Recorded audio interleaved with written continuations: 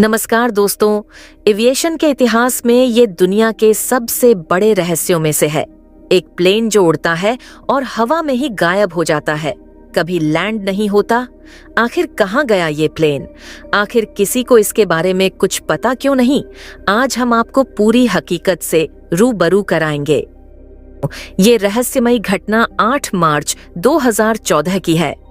अचानक रात के 12 बजे मलेशिया एयरलाइंस की फ्लाइट MH370 कुआला लुम्पुर से टेक ऑफ करती है। इस फ्लाइट को जाना है बीजिंग। इस फ्लाइट के अंदर 227 पैसेंजर्स बैठे हैं, 10 फ्लाइट अटेंडेंट्स हैं और 2 पायलट्स इस प्लेन को उड़ा रहे हैं।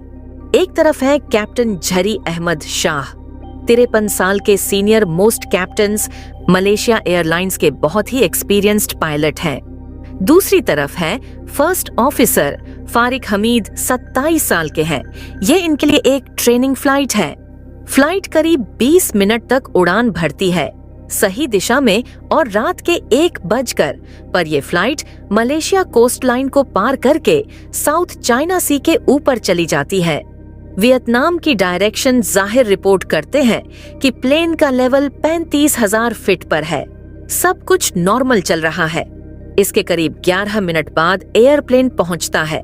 वियतनामी एयर ट्रैफिक के अंदर जो एयर ट्रैफिक कंट्रोल है वो रेडियो पर कहता है मलेशिया 370। गुड नाइट मलेशिया 370 सुनने में ये सब कुछ नॉर्मल लगता है और ये नॉर्मल इस पॉइंट ऑफ टाइम तक। लेकिन ये जो शब्द थे कैप्टन झरी के, ये आखिरी शब्द थे जो इस एयरप्लेन से सुनने को मिल। उसके बाद इस फ्लाइट का कोई अता पता नहीं चला। इस समय टाइम हो रहा था रात के 1:21। कुआला लुम्पुर के एयर ट्रैफिक कंट्रोल वाले इसे नोटिस नहीं करते और जब करते हैं तो उन्हें लगता है कि ये जो प्लेन है ये हमारे की रेंज से बाहर निकल चुका है और वियतनाम की एयर स्पेस के अंदर चला गया होगा। तो कुछ अनयूजुअल नहीं है। जबकि दूसरी तरफ वियतनाम में जो एयर ट्रैफिक कंट्रोल वाले थे वो देखते हैं कि MH370 उनके एयर स्पेस में आया है, लेकिन अचानक से रेडार से गायब हो जाता है। प्लेन से वो कम्युनिकेट करने की कोशिश करते हैं। ये मलेशिया एयरलाइंस की फ्लाइट अचानक से गायब हो जाती है और ये घटना बन जाती है दुनिया की सबसे बड़ी एविएशन की मिस्ट्री। वियतनामी एयरस्पेस के अंदर पहुंचने के सिर्फ 30 सेकंड बाद ये प्लेन अचानक से रेडार से गायब हो जाता है। बार बार कोशिश करने के 18 मिनट बाद वियतनाम इस कंट्रोलर्स को बता देते हैं कि MH370 अचानक से गायब हो चुका है। अब आम तौर पर ऐसी सिचुएशन में जो एरोनॉटिकल रेस्क्यू कोऑर्डिनेशन सेंटर है उसे नोटिफाई किया जाना चाहिए था। 1 घंटे के अंदर अंदर की यहाँ पर प्लेन गायब हो चुका है, लेकिन एक्चुअली में 4 घंटे बीत जाते हैं। अगर आप नक्शे पर देखेंगे तो प्लेन मलेशिया से बीजिंग जा रहा था।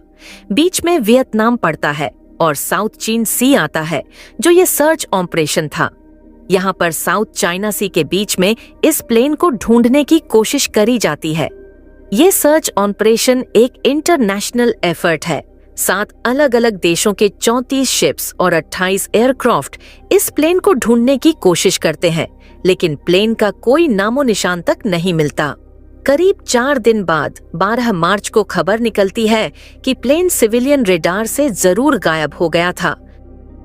लेकिन उस रात एक मिलिट्री रेडार ने इस प्लेन को स्पॉट किया था और हैरानी की बात यह है कि इस मिलिट्री रेडार के अकॉर्डिंग ये प्लेन आखिरी बार देखा गया था। इसकी लोकेशन साउथ चाइना सी में नहीं थी, बल्कि अंडमान एंड निकोबार आइलैंड्स के पास थी। मलेशिया के वेस्ट में स्ट्रेट ऑफ मलका में थी और इस मिलिट्री रेडार की रीडिंग्स के अकॉर्डिंग ये प्लेन एक्चुअली में अंडमान आइलैंड्स की डायरेक्शन में ऊपर जा रहा था। बीजिंग से बिल्कुल उल्टी तरफ इस खबर को सुनकर हर कोई हैरान रह जाता है। ये प्लेन आखिर गया तो कहाँ गया? अगले कुछ दिनों बाद हमें एक नया सबूत मिलता है। सैटेलाइट डेटा से पता लगता है कि प्लेन ऑटोमेटिकली एक सैटेलाइट से कम्युनिकेट करने की कोशिश कर रहा था। ये वैसे आम बात होती है बड़ी।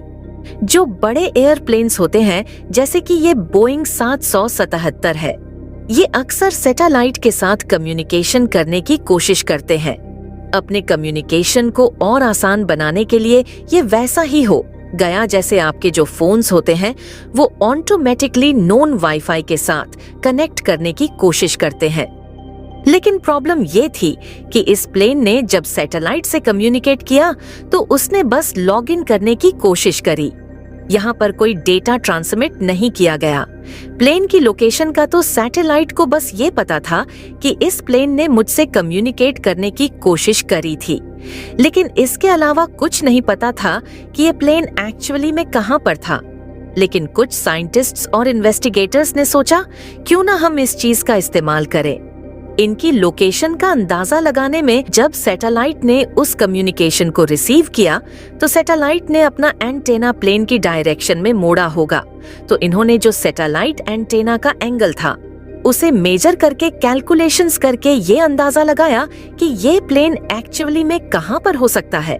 जैसा मैंने पहले बताया कि एग्जैक्ट लोकेशन तो हम नहीं बता सकते सैटेलाइट की मदद से, लेकिन एस्टीमेट से हम ये बता सकते हैं कि ये जो पूरा सर्कल आप देख रहे हो इस सर्कल के किसी भी पॉइंट पर हो सकता। जब उसने सैटेलाइट से कम्युनिकेट करने की कोशिश करी थी, आखिरी पॉइंट जहां पर ये एरोप्लेन गया होगा, हैरानी की बात थी क्योंकि ये सर्कल कितना बड़ा है, कहां से लेकर कहां तक पहुंच रहा है।